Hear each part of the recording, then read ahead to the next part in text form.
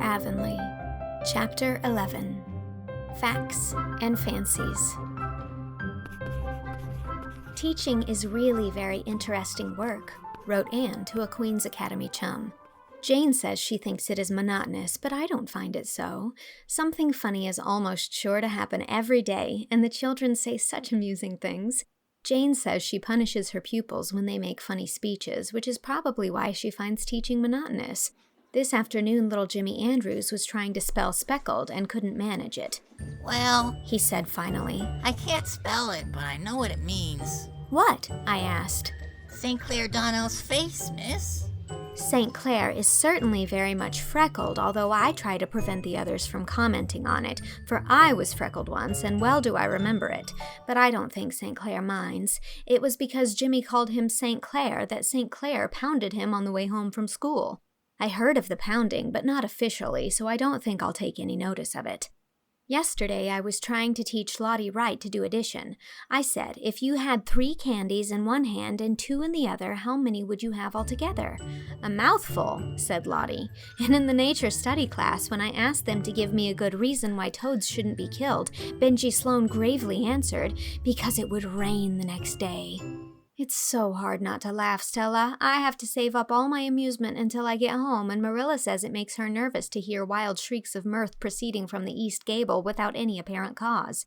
She says a man in Grafton went insane once, and that was how it began. Did you know that Thomas à Becket was canonized as a snake? Also that William Tyndale wrote the New Testament. Claude White says a glacier is a man who puts in window frames. I think the most difficult thing in teaching, as well as the most interesting, is to get the children to tell you their real thoughts about things. One stormy day last week, I gathered them around me at dinner hour and tried to get them to talk to me just as if I were one of themselves. I asked them to tell me the things they most wanted. Some of the answers were commonplace enough, dolls, ponies, and skates. Others were decidedly original. Hester Bolter wanted to wear her Sunday dress every day and eat in the sitting room. Hannah Bell wanted to be good without having to take any trouble about it. Marjorie White, age 10, wanted to be a widow. Questioned why, she gravely said that if you weren't married, people called you an old maid, and if you were, your husband bossed you. But if you were a widow, there'd be no danger of either. The most remarkable wish was Sally Bell's. She wanted a honeymoon. I asked her if she knew what it was, and she said she thought it was an extra nice kind of bicycle because her cousin in Montreal went on a honeymoon when he was married, and he had always had the very latest in bicycles. Another day I asked them all to tell me the naughtiest thing they had ever done. I couldn't get the older ones to do so, but the third class answered quite freely. Eliza Bell had set fire to her aunt's carded rolls. Asked if she meant to do it, she said, not altogether. She just tried a little end to see how it would burn, and the whole bundle blazed up in a jiffy. Emerson Gillis had spent 10 cents for candy when he should have put it in his missionary box. Annetta Bell's worst crime was eating some blueberries that grew in the graveyard. Willie White had slid down the sheep house roof a lot of times with his Sunday trousers on. But I was punished for it because I had to wear patched pants to Sunday school all summer, and when you're punished for a thing, you don't have to repent of it, declared Willie. I wish you could see some of their compositions. So much do I wish it that I'll send you copies of some written recently. Last week I told the 4th class I wanted them to write me letters about anything they pleased, adding by way of suggestion that they might tell me of some place they had visited or some interesting thing or person they had seen. They were to write the letters on real notepaper, seal them in an envelope, and address them to me, all without any assistance from other people. Last Friday morning, I found a pile of letters on my desk, and that evening I realized afresh that teaching has its pleasures as well as its pains. Those compositions would atone for much. Here is Ned Clay's address, spelling, and grammar as originally penned. Miss Teacher Shirley, Green Gables, Prince Edward Island, Canada. Birds. Dear Teacher, I think I will write you a composition about birds. Birds is very useful animals. My cat catches birds. His name is William, but Pa calls him Tom. He is all striped, and he got one of his ears froze off last winter. Only for that he would be a good-looking cat. My uncle has adopted a cat. It come to his house one day and wouldn't go away, and Uncle says it has forgot more than most people ever knowed. He lets it sleep on his rocking chair, and my aunt says he thinks more of it than he does of his children. That is not right. We ought to be kind to cats and give them new milk, but we ought not to be better than them than our children. This is all I can think of, so no more at present. From Edward Blake Clay. St. Clair Donnell's is, as usual, short and to the point. I do not think he chose his subject or added the postscript out of malice aforethought.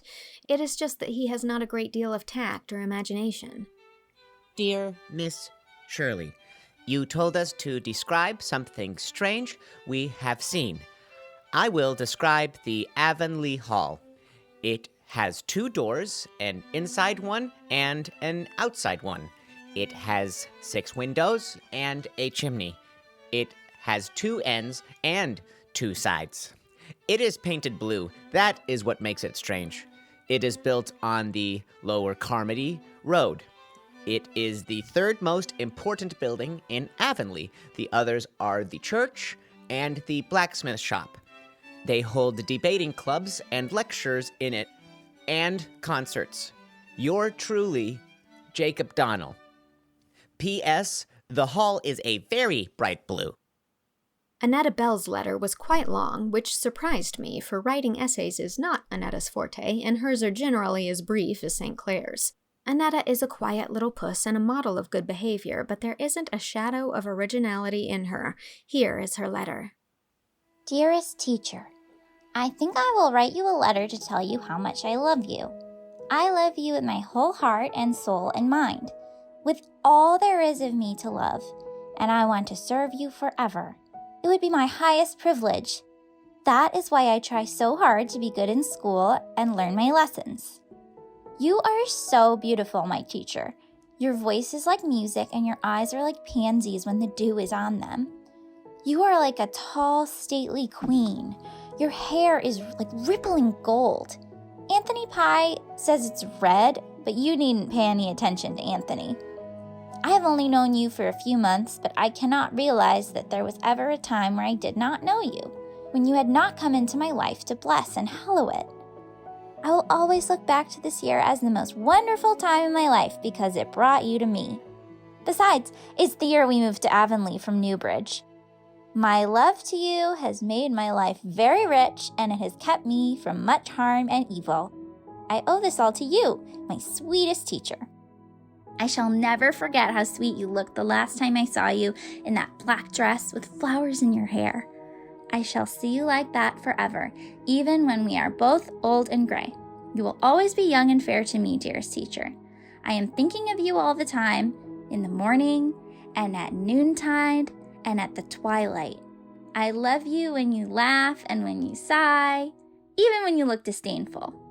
I never saw you look cross, although Anthony Pye says you always look so, but I don't wonder you look cross at him, for he deserves it. I love you in every dress. You seem more adorable in each new dress than the last. Dearest teacher, good night. The sun has set and the stars are shining, stars that are as bright and beautiful as your eyes. I kiss your hands and face, my sweet. May God watch over you and protect you from all harm. Your affectionate pupil, Annetta Bell. This extraordinary letter puzzled me not a little. I knew Annetta couldn't have composed it any more than she could fly. When I went to school the next day, I took her for a walk down to the brook at recess and asked her to tell me the truth about the letter. Annetta cried and fessed up freely. She said she had never written a letter, and she didn't know how to, or what to say, but there was a bundle of love letters in her mother's top bureau drawer which had been written to her by an old beau. It wasn't Father, sobbed Annetta. It was someone who was studying for a minister, and so he could write lovely letters, but Ma didn't marry him after all. She said she couldn't make out what he was driving at half the time, but I thought the letters were sweet, and that I'd just copy things out of them here and there to write to you. I put teacher where he put lady, and I put in something of my own when I could think of it, and I changed some words. I put dress in place of mood. I didn't know what a mood was, but I supposed it was something to wear. I didn't suppose you'd know the difference. I don't see how you found out it wasn't all mine. You must be awful clever, teacher. I told Annetta it was very wrong to copy another person's letter and pass it off as her own, but I'm afraid that all Annetta repented of was being found out. And I do love you, teacher, she sobbed. It was all true, even if the minister wrote it first. I do love you with all my heart. It is very difficult to scold anybody properly under such circumstances. Here is Barbara Shaw's letter. I can't reproduce the blots of the original. Dear teacher, you said we might write about a visit. I never visited but once. It was at my Aunt Mary's last winter. My Aunt Mary is a very particular woman and a great housekeeper. The first night I was there, we were at tea. I knocked over a jug and broke it. Aunt Mary said she had that jug ever since she was married and nobody ever had broken it before. When we got up, I stepped on her dress and all the gathers tore out of her skirt. The next morning when I got up, I hit the pitcher against the basin and cracked them both, and I upset a cup of tea on the tablecloth at breakfast. When I was helping Aunt Mary with the dinner dishes, I dropped a china plate and it smashed. That evening, I fell downstairs and sprained my ankle and had to stay in bed for a week. I heard Aunt Mary tell Uncle Joseph it was a mercy or I'd have broken everything in the house. When I got better, it was time to go home. I like going to school better, especially since I came to Avonlea. Yours respectfully, Barbara Shaw. Willie White's began. Respected Miss, I want to tell you about my very brave aunt. She lives in Ontario, and one day she went out to the barn and saw a dog in the yard. The dog has had no business there, so she got a stick and whacked him hard and drove him into the barn and shut him up. Pretty soon, a man came looking for an imaginary lion that had run away from the circus. And it turned out that the dog was a lion, and my very brave aunt had drove him into the barn with a stick. It is a wonder she was not ate up, but she was very brave. Emerson Gillis says if she thought it was a dog, she wasn't any braver than if it really was a dog, but Emerson is jealous because he hasn't got a brave aunt himself, nothing but uncles. I have kept the best for last. You laugh at me because I think Paul is a genius, but I am sure his letter will convince you that he is a very uncommon child. Paul lives away down near the shore with his grandmother, and he has no playmates, no real playmates. You remember our school management professor told us that we must not have favorites among our pupils, but I can't help loving Paul Irving the best of all mine. I don't think it does any harm, though, for everybody loves Paul, even Mrs. Lynde, who says she could never have believed she'd get so fond of a Yankee. The other boys in school like him too. There is nothing weak or girlish about him in spite of his dreams and fancies. He is very manly and can hold his own in all games. He fought St. Clair Donnell recently because St. Clair said the Union Jack was away ahead of the Stars and Stripes as a flag. The result was a drawn battle and a mutual agreement to respect each other's patriotism henceforth. St. Clair says he can hit hardest, but Paul can hit the oftenest. Paul's letter. My dear teacher, you told us we might write you about some interesting people we knew. I think the most interesting people I know are my rock people, and I mean to tell you about them. I have never told anybody about them except Grandma and Father, but I would like to have you know about them because you understand things. There are a great many people who do not understand things, so there is no use in telling them. My rock people live at the shore. I used to visit them almost every evening before the winter came. Now I can't go till spring, but they will be there, for people like that never change. That is the splendid thing about them. Nora was the first one of them I got acquainted with, and so I think I love her the best. She lives in Andrew's Cove, and she has black hair and black eyes, and she knows all about the mermaids and the water kelpies. You ought to hear the stories she can tell. Then there are the twin sailors. They don't live anywhere. They sail all the time, but they often come ashore to talk to me. They are a pair of jolly tars, and they have seen everything in the world, and more than what is in the world. Do you know what happened to the youngest twin sailor once? He was sailing, and he sailed right into a moonglade. A moonglade is the track the full moon makes on the water when it is rising from the sea, you know, teacher. Well, the youngest twin sailor sailed along the moonglade till he came right up to the moon, and there was a little golden door in the moon, and he opened it and sailed right through. He had some wonderful adventures in the moon, but it would make this letter too long to tell them. Then there is the golden lady of the cave. One day I found a big cave down on the shore, and I went away in, and after a while I found the golden lady. She has golden hair right down to her feet, and her dress is all glittering and glistening like gold that is alive. And she has a golden harp and plays on it all day long. You can hear the music any time along the shore if you listen carefully, but most people would think it was only the wind among the rocks. I've never told Nora about the Golden Lady. I was afraid it might hurt her feelings. It even hurt her feelings if I talked too long with the twin sailors. I always met the twin sailors at the Striped Rocks. The youngest twin sailor is very good-tempered, but the oldest twin sailor can look dreadfully fierce at times. I have my suspicions about that oldest twin. I believe he'd be a pirate if he dared. There's really something very mysterious about him.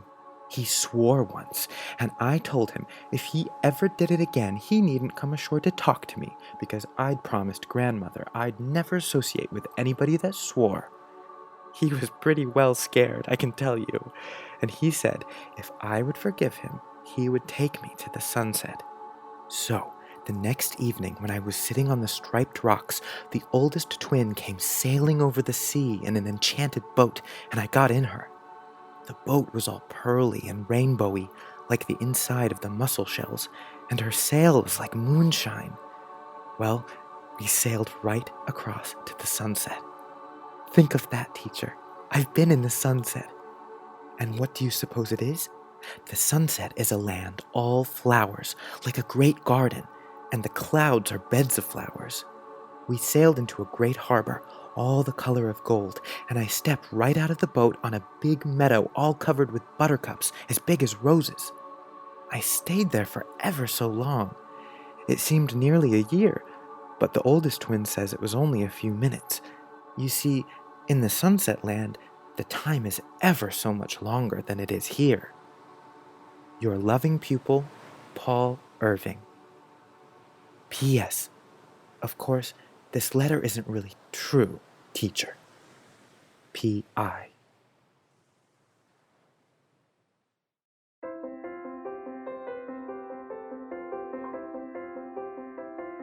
That was Chapter 11 of Anne of Avonlea. Ned Clay was read by Brian Rosenthal. Jimmy Andrews was read by Sean Persaud. St. Clair Donnell was read by Ryan Garcia. Annetta Bell was read by Sinéad Persaud. Barbara Shaw was read by Jaime Lyn Beatty. Willie White was read by Joey Richter. Paul Irving was read by Christopher Higgins. And Anne Shirley was read by me, Mary Kate Wiles. It is also recorded and edited by me and executive produced by Shao, Jane Leach, and Warren Day. Additional editing and sound design by Lizzie Goldsmith. This project is funded entirely through my Patreon, where if you sign up at any level, you can receive lots more chapters of this book. And patrons at the $50 level are receiving chapters of the third book in the series, Anne of the Island. If you'd like access to this and a lot of other fun content, as well as a wonderful community, head on over to patreon.com/mkwiles. And thanks. This chapter was made possible by my patron Hugan Ingeson. Thank you, Hugan. Chapter 12 is coming next week.